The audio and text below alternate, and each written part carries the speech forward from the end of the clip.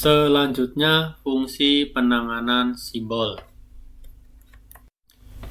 Item atau atom berfungsi memverifikasi apakah argumen item berupa atom.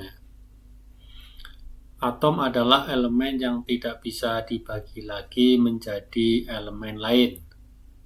Sintak penulisannya nama fungsi, kemudian argumennya berupa item. Items family berfungsi mengembalikan daftar simbol yang ada. Nanti akan mengembalikannya dalam bentuk list ya. Sintak penulisannya nama fungsi, argumen pertamanya formatnya ya, kemudian argumen keduanya opsional simlist. Argumen pertama format itu berupa bilangan integer. Jika 0 nanti simbolnya list dalam bentuk simbol ya, di dalamnya itu simbol. Kemudian jika 1 nanti listnya berisi string. Simlist adalah list string yang akan dicari dengan fungsi items family. Bound P ini fungsi predikat ya, berfungsi memverifikasi apakah suatu simbol sudah memiliki nilai atau not nil. Sintak penulisannya nama fungsi, kemudian argumennya simbolnya yang akan dicek. Not berfungsi memverifikasi apakah evaluasi item menghasilkan nil.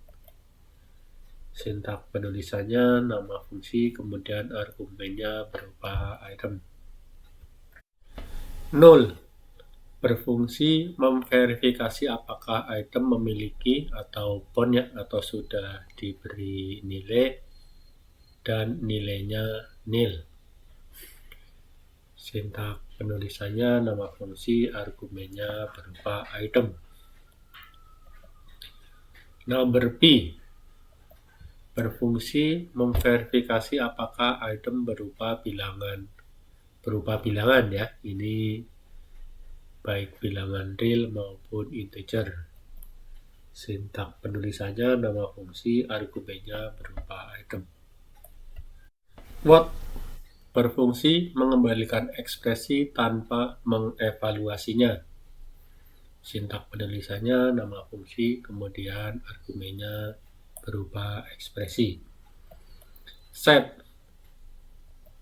berfungsi mengatur nilai dari nama simbol yang di-quote pada suatu ekspresi.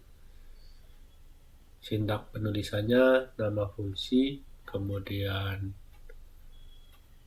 argumen pertamanya simbol ya, kemudian argumen berikutnya ekspresi. Umumnya simbol pada fungsi set ini nanti di-quote ya, meskipun sebenarnya tidak harus. Nanti jika teman-teman lebih dalam mempelajarinya, ini fungsi set sebenarnya lebih fleksibel karena dia bisa membuat simbol secara dinamis ya pada saat aplikasi berjalan. Tapi untuk pemula lebih simpelnya emang mendefinisikannya itu dengan di-quote ya.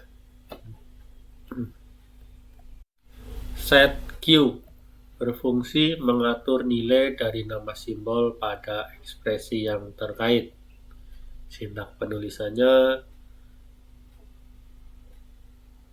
nama fungsi, kemudian diikuti nanti berpasangan ya, nama simbol dan ekspresinya. Ini bisa banyak ya.